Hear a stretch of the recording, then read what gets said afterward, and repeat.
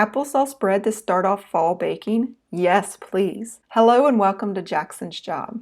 The key to any good recipe is to gather up all your ingredients prior to starting. This will ensure you have everything you need. Provided for you are both volume and metric measurements. Do not mix and match these methods as there may be a slight variation to give you the best tasting results. Let's prepare our baking pan.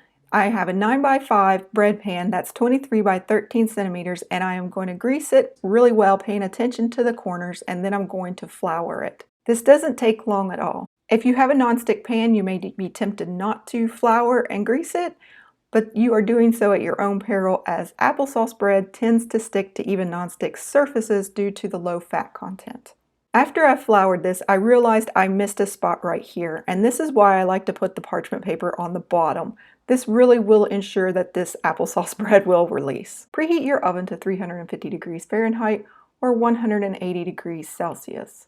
Let's move on. We are now going to zest and juice an orange. When you are zesting any kind of citrus, you want to stop before the pith turns white. If you go that far, you will get bitter zest, and you don't want this. And it smells delicious in here right now.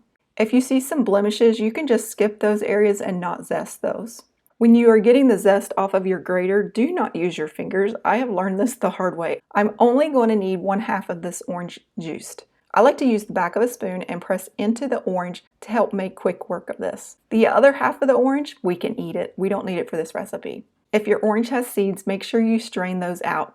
As you can see from the background, this video is quite old. Actually, I started it back in September of 2023, and I'm just now getting to finishing it. Raising a puppy with health conditions has been very challenging. Raymond absolutely loves oranges, so maybe he will share some with me. Now we are going to prepare the batter. In a small bowl, I have 2 1/3 cups of flour, 350 grams. I'm using all-purpose flour. Next, I'm going to add in some leavening and some spices. I'm using 1 1/2 teaspoons of baking powder, 6 grams, 1 teaspoon of baking soda, 3 grams, 1/2 teaspoon of salt, 2.5 grams, 1 teaspoon of cinnamon, 2 grams, and 1/2 teaspoon of allspice, 1 gram.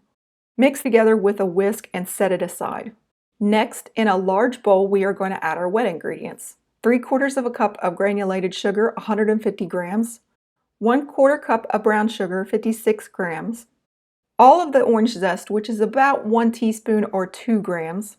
Make sure you use every little bit of it. You don't want to waste this. This is really what helps that bread have a special taste to it. Add in the 2 tablespoons of orange juice, 30 milliliters. Now, if it's a little bit more or less, that is okay. All oranges are a little bit different, so you don't have it precise. Then we're going to add in 1 teaspoon of vanilla, 5 milliliters. If you don't have vanilla, you can leave this out. It's entirely optional. 2 large eggs, 100 grams. You just want to beat them until they're well combined. You don't want to over mix them. Then we're going to add in 1/4 cup of cooking oil, 120 milliliters. You can use any cooking oil of your choice. I'm using canola. And then 1 1/2 cups of unsweetened applesauce, 339 grams. Can you use sweetened applesauce? Absolutely. But you're going to want to cut that sugar back about 1/4 cup or 50 grams or so. We're going to now pour our wet ingredients into our dry ingredients. And then you want to switch over to a spoon or a spatula, and you want to mix this until it is just combined. You don't want to see any more flour mixture, but you do not want to overmix this either. If you overmix it, you will end up with a lot of cake tunneling that we discussed on another video, and also it'll be a very dense and dry loaf, and it will be prone to cracking and over baking and over browning. So just mix it until it's combined. It's basically a giant muffin. In fact, you can make this into muffins, which I often do. And if you want to do that, all you have to do is divide the batter equally into a muffin tin and then bake it 16 to 24 minutes or until it's done. If you notice, as I am stirring this together, I have a lump of brown sugar that is showing through. That is okay. You could pick it out, but I just leave it in there. Once you have it all mixed together, it'll be quite a thick batter. Now, if you had a little more juice in your orange, it could be a little bit thinner or a little bit thicker. So you want to round this consistency, but don't panic if it's not perfect. Now we're going to pour our batter into the pan. If you like, you can give it a couple taps to help it settle and take out some of the air bubbles, but it's not necessary. You're going to bake this 55 to 75 minutes or until a toothpick inserted in the center comes out clean. The center temperature should read between 200 to 210 degrees Fahrenheit. That's 93 to 99 degrees Celsius when fully baked. I prefer to use a thermometer to tell if something is fully baked. That's because the toothpick method fails. It only tells you if something is baked, it doesn't tell you if you overbaked it. Let this cool in the pan for 10 minutes and then remove it to a wire rack to finish cooling. You want to give bread time to rest after it comes out of the oven. You will be tempted to eat it right away, but I do highly recommend you wait at least 30 minutes at the minimum, but an hour or until it's fully cool is best. It has been a very long hour, so let's slice into this bread and see what it looks like. It is so soft and tender, and you're going to really appreciate how well your house smells. Now, if you notice, there are some air pockets in this bread, and that is perfectly normal.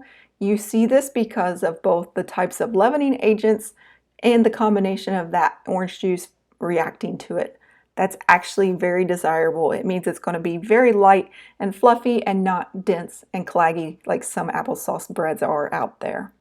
You want to store it in the refrigerator. What I have always been taught with these types of quick breads, you want to wrap them in aluminum foil. It helps keep them from drying out. Don't just use plastic as it will dry out quickly. You can keep it about 5 days in the fridge. I hope you enjoyed this recipe. Thank you for watching, and as always, happy baking.